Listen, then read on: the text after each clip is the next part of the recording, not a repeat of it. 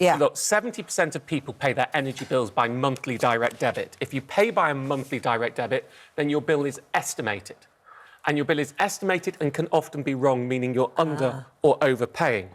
But more than that, the monthly direct debit is about smoothing your usage. You pay the same each year, each month, even though your usage isn't the same each month.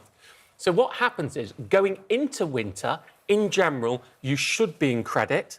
Coming out of winter, you should either have nothing or a tiny bit of deficit or a tiny bit of credit.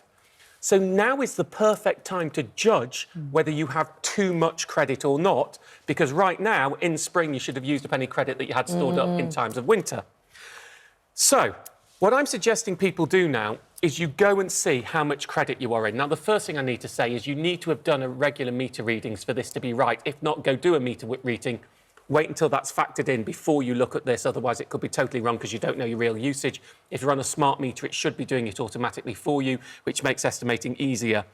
And then, if you have over 1 month's worth of direct debits as credit on your bill, so let's say you're paying £100 a month and you've got £200 of credit, I would pick up the phone and say to them, I have too much credit, I would like to ask for the difference back, please. I'd like £100 back. And more so, why have you got too much credit? Because your direct debit is almost certainly too high. So you want them to lower your direct debit too. And to show you why this is important, Claire tweeted me, phoned my energy supplier as I was paying £147 a month and found I was £960 in credit. Wow. They reduced my direct debit to £80 and I got a £570 refund. So she chose to have a lower direct debit in future and not quite all the credit back.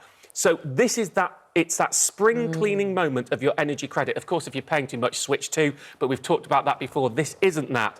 One thing just to note, when you shift company and you switch to a new one, they're supposed to give you the credit back at that point. Now, they do it now, but for years they operated a don't ask, don't get system. And if you switch 3, 4, 5, 6 years ago, you can call up your old provider and say, did I have any credit with you? I'd like that back too. So it's just, listen, not everyone will be in credit, some will be in debt. But if you are in credit and it's more than a month's bills at this time of the year, I would be asking for it back. And under their licence conditions of energy firm operators, you have a legal right to a fair direct debit. I'd love to know how people get on.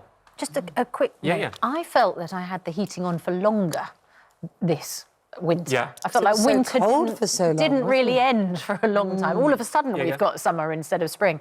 So if you find that actually you're not paying enough monthly, do the energy companies get in touch with you? Well, they will do, but I would be proactive about it or you'll be in energy debt, which in some cases can stop you switching if it's too much, but also means that they'll, if you're on an £80 direct debit and it should be £100, but you don't do it for a year or two, well, they'll want £130, £140 from you to catch up. So it's always good to have your direct debit roughly about right. Yeah. And remember, don't worry if you're in credit going into winter, it's if you're in credit coming out of winter. Now. When